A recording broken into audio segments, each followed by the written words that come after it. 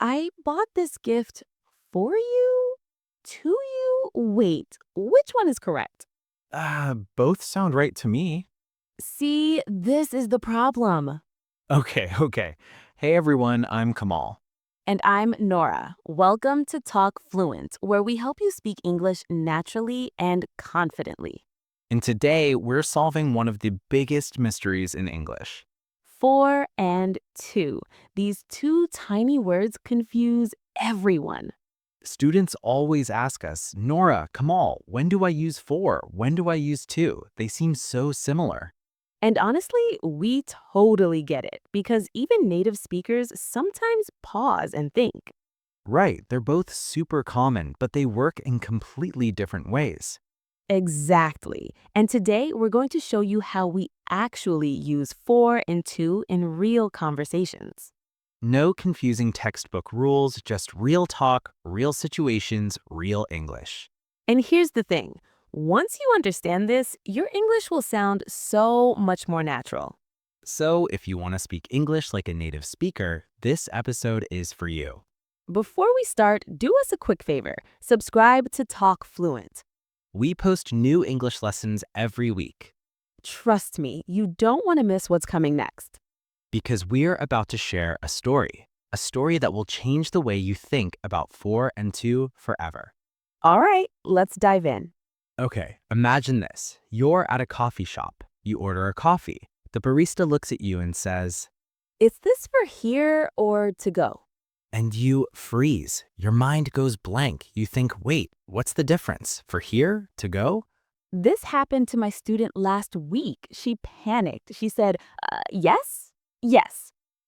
The barista was so confused, right? Very confused. And my student felt embarrassed. She told me later, Nora, I know for and to, but in that moment, I forgot everything. This is the problem. You learn the rules, but when you need to speak, your brain stops working. So today, we're fixing that. We're going to give you a simple trick, a trick that native speakers use without even thinking. And once you know this trick, you'll never confuse for and to again. Sounds good? Awesome, let's go. So, let me tell you about my friend Emma. Emma is not a native English speaker. She's from Brazil. She's been living in the United States for 2 years now. Okay, I like Emma already. You haven't even met her. Anyway, Emma is smart. She studies English every day. She watches movies, she listens to podcasts. She sounds like a hard worker. She is, but she had this one problem. Every time she talked to native speakers, she made the same mistake with for and to. Like what? Okay, here's an example. One day, Emma went to a restaurant with her American friend, Lisa. All right, I'm listening. They sat down, the waiter came. Emma wanted to order food for both of them, but she didn't know how to say it correctly. Oh no, what did she say? She said, I want to order to both of us. That sounds a little strange, right? Exactly. The waiter understood, but it didn't sound natural. So what should she have said? She should have said, I want to order for both of us. Ah, there it is, for both of us. Yes, because she's doing something for someone. She's ordering for Lisa and for herself. That makes sense. But here's the twist. Later in the meal, Emma wanted to say something else. What? She wanted to tell Lisa, I came here to meet you. Okay. But she said, I came here for meet you. Oh, man. Yeah, and Lisa looked confused. She said, wait, what? So Emma used to when she should have used for, and she used for when she should have used to. Exactly, and this is what happens to so many learners. So how do we fix this? Great question. Let me show you. All right, everyone listening, listen carefully because what Kamal is about to say, this is gold. No pressure, right? No pressure, just change someone's English life today. Okay. Here's the secret. Native speakers think about for and to in a very simple way. How? We think about purpose and direction. Wait, say that again. Purpose and direction. Okay, explain. When you use to, you're talking about direction. You're moving towards something. You're going to a place. You're giving something to someone. Got it. To is about direction. Yes. Now, when you use for, you're talking about purpose. You're doing something for a reason. You're buying something for someone. You're working for a goal, Oh, that's actually really simple. right? But most textbooks don't explain it this way. So to is direction, for is purpose. Exactly. Okay, let's test this. Can you give me some examples? Sure, let's go back to Emma's story. All right. Emma said, I came here for meet you. That was wrong, right? Because to meet you is the purpose of her action. But in English, we use to with verbs when we talk about purpose. Wait, hold on. I thought you said for is purpose. Good catch. Let me clarify. When you use a verb like to meet, to eat, to study, you use to. Okay. But when you use a noun like for lunch, for my friend, for the meeting, you use for. Ah, so to goes with verbs, for goes with nouns. Yes, that's the trick. Wait, so I came to meet you is correct because meet is a verb. Correct. And I bought this for you is correct because you is a noun. Exactly. Okay, this is making sense now. Good. Let's do more examples. All right, let's imagine a real conversation. I'll be person A, you be person B. Sounds good. Okay, here we go. Hey, Kamal, where are you going? I'm going to the store. Oh, what for? I need to buy some milk. Can you buy some for me too? Sure, I'll get some for you. Thanks, I really appreciate it. No problem. I'm happy to help. Okay, stop. Did you catch all the for and to in that conversation? Let's break it down for our listeners. Yes, good idea. First, I said, where are you going? And I said, I'm going to the store. I used to because I'm moving towards the store. It's direction. Right. Then I asked, what for? Yes, what for means what is the purpose, so for is asking about the reason. Then you said, I need to buy some milk. Yes, I used to because buy is a verb. To plus verb. And then you said, can you buy some for me? Right. I used for because me is a noun. You're asking me to do something for you. It's the purpose. And I said, I'll get some for you. Yes, same thing. For plus noun. And finally, I said, I'm happy to help. Yes, to plus verb, to help. Okay, listeners, let's practice. Repeat after Nora. I'm going to the store. Repeat. Good. Next one. I need to buy some milk. Repeat. Nice. One more. I'll get some for you. Repeat. Perfect. Okay, so remember Emma, the girl from the beginning? Yeah, of course.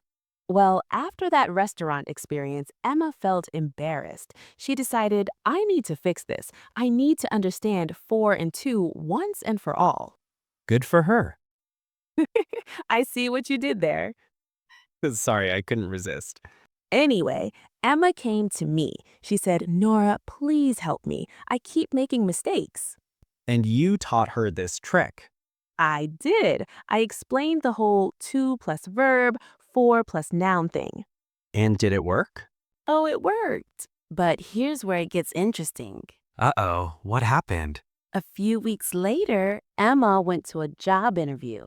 Okay, that's a tough situation. It is. And during the interview, the manager asked her, why do you want to work for our company? That's a tough question. It is. And Emma, she paused. She thought about the question and then she answered perfectly. What did she say? She said, I want to work for your company because I'm passionate about this industry. I came here to learn and to grow. I believe this job is perfect for me. Wow. Right? She used for and to correctly multiple times. That's amazing. And guess what? She got the job. No way. Yes. The manager told her later, your English is very clear. I could understand you perfectly. That's such a great story. I know. And Emma told me, Nora, learning this one trick changed everything for me. See? One small change, big results. Exactly. All right, let's talk about some common mistakes because I know people listening to this, they're probably making these mistakes too. Yeah, let's do it. Mistake number one. I bought this to you. That's a classic mistake, right? People think I'm giving it to you, so I should say to. But that's wrong Yes, the correct way is I bought this for you. because you're buying it for someone. It's the purpose. Exactly. But here's the tricky part. You can say, I gave this to you. Wait, really? Yes, because gave is about direction. You're giving something and it moves to the other person. Okay, so I bought this for you is correct, and I gave this to you is also correct. Yes, But what about I bought this to you? that's wrong. Okay, this is a little confusing.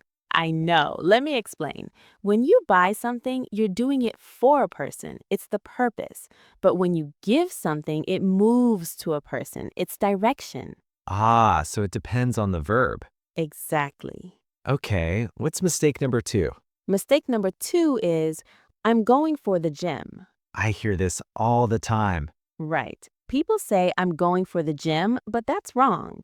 What's the correct way? The correct way is I'm going to the gym. Because you're moving toward the gym, it's direction. Yes. But what if someone asks, why are you going? Then you can say, I'm going for exercise or I'm going for a workout.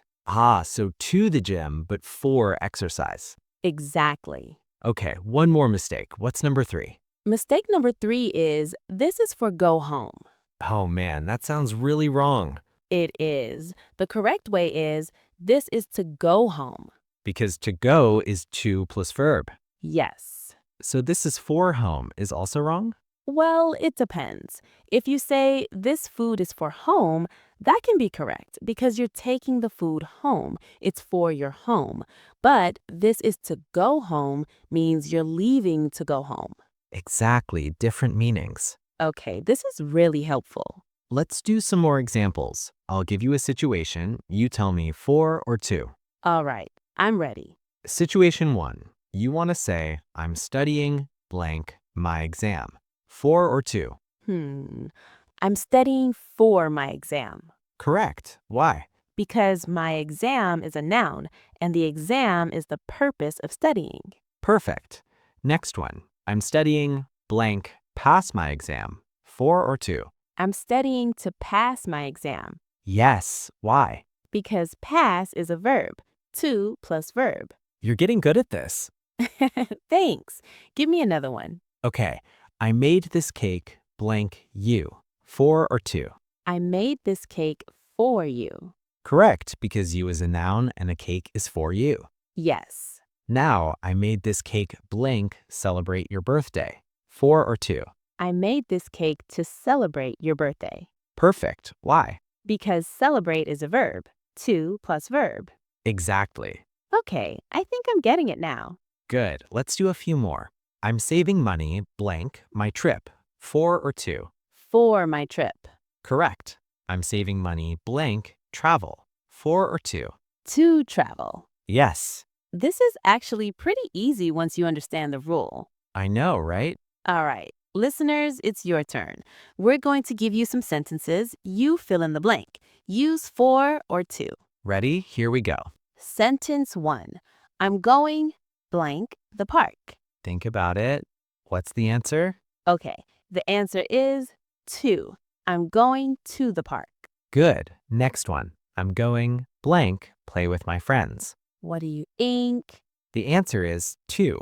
I'm going to play with my friends. Correct. Next, this gift is blank you. Think? The answer is for. This gift is for you. Yes. Next one. I need blank talk to you. What do you think? The answer is to. I need to talk to you. Perfect. One more. I'm working hard blank my family. What do you think? The answer is for. I'm working hard for my family. Excellent. Okay, if you got all of those correct, you're doing amazing. And if you made a mistake, that's okay. Just listen to this episode again. Yeah, practice makes perfect. You know, Nora, teaching English is really special to me. Yeah, why? Because I remember when I was learning Arabic, it was hard. I made so many mistakes. I think everyone does, right? But the mistakes, they made me feel embarrassed. Sometimes I didn't want to speak because I was afraid. I totally understand that. But then I realized something. Mistakes are not bad. Mistakes are how we learn. That's true. And I want everyone listening to this podcast to know it's okay to make mistakes. Absolutely. You're learning, you're trying. That's what matters. And every time you practice, you get better. Yes, just like Emma, she made mistakes, but she didn't give up. And now she's working in an English-speaking company. Exactly. So don't give up. Keep practicing Keep listening to podcasts like this. and keep learning. Because one day you'll speak English fluently, I promise. We believe in you. All right, let's do some rapid fire practice. I'll say a sentence, you repeat after me. And make sure you say it out loud. Okay, here we go. I'm going to the store. Repeat. I'm buying this for you. Repeat. I came here to meet you. Repeat. I'm studying for my exam. Repeat. I need to practice English. Repeat. This is important for my future. Repeat. Great job. All right, let's do a quick recap. What did we learn today? We learned that to is for direction and for is for purpose. Nice. We also learned that to goes with verbs, for goes with nouns. Yes, so I'm going to eat is correct. I'm going for food is also correct. Right, different uses, but both correct. And we learned some common mistakes like, I bought this to you. That's wrong. The correct way is I bought this for you. Exactly. And we heard Emma's story. She learned this rule and it changed her life. Yes, and we want the same for you. We want you to speak English confidently. And we want you to feel proud of your progress. So keep practicing. All right, before we finish, we have a challenge for you. Ooh, I love challenges. Write down 2 sentences, one using for and one using to. Yes, let's see if you can do it correctly. For example, you can write, I'm learning English for my job, and I'm learning English to speak better. Perfect. Practice this today. And if you found this podcast helpful, please subscribe to TalkFluent. We release new episodes every week. We cover all kinds of English topics. Grammar, vocabulary, pronunciation, conversation skills. Everything you need to speak English naturally. And turn on notifications so you don't miss our next episode. Trust me, you don't want to miss them. All right, that's it for today. Thanks for listening. We'll see you in the next episode. Bye-bye.